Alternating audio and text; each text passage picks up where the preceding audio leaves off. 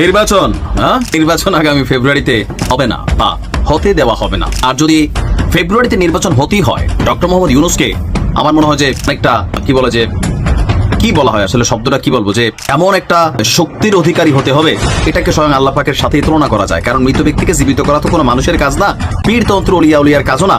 তাহলে এই ক্ষমতা একমাত্র আল্লাহ রাব্বুল আলামিনের আছে। আগামী ফেব্রুয়ারিতে নির্বাচন হবে কিনা এ নিয়ে আমরা যখন আশঙ্কা করছি, আজকে প্রকাশ্যে বিএনপির এনি সাহেবের সামনেই একটা প্রোগ্রামে এনসিপি নাগরিক পার্টি, আমাদের জাতীয় যে নাগরিক পার্টি আছে, তাদের যিনি একজন মুখ্য সমন্বয়ক নাসিরউদ্দিন পাটোয়ারি জ্বালাময়ী বক্তব্য দিয়েছেন। তারেক রহমান গত বছর আগস্টের পরপরই বলছিল যে এবারের নির্বাচন খুব কঠিন হবে, ইতিহাসের সবচেয়ে ভেজাইলা নির্বাচন হবে। কি সেই পথে হাঁটছে? কারণ ডক্টর ইউনূসের জন্য যে শর্তগুলো দেওয়া হয়েছে এগুলো কি আদৌ সম্ভব, অথবা বাংলাদেশের মানুষ এনসিপির কথায় আসলে নির্বাচন থেকে কি পিছাই যাবে? ডক্টর মোহাম্মদ ইউনূস অলরেডি নির্বাচন কমিশনকে চিঠি দিয়ে দিচ্ছে ফেব্রুয়ারির প্রথম সপ্তাহে নির্বাচন আয়োজন করার জন্য।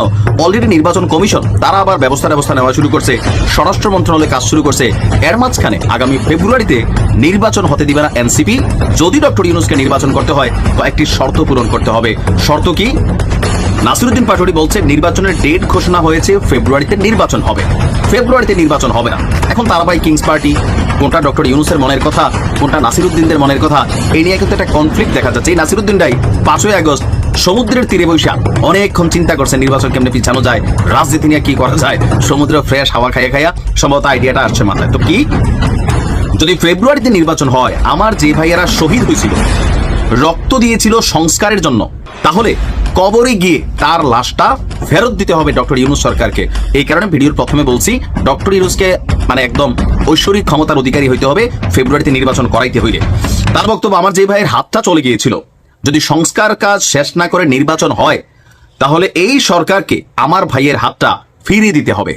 কেমনে দিবে ভাই? চায়না হাত নাকি অরিজিনালটা তো সম্ভব না, চায়না দিয়া নাকি অনেক কিছু। আবার আমরা তো শুনলাম ডক্টর মোহাম্মদ ইউনূস বলছেন কয়েকজন ছাত্রকে বিদেশে চিকিৎসা করতে পারাইছে।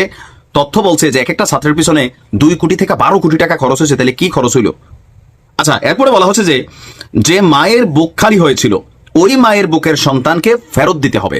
এখন এই জিনিসগুলা আদৌ কি সম্ভব? নির্বাচনকে ঘিরে পিআর পদ্ধতি একটা ভেজাল তো আছে, জামাত এনসিপি খুব পাগল হয়ে আছে এই পিআর এর জন্য।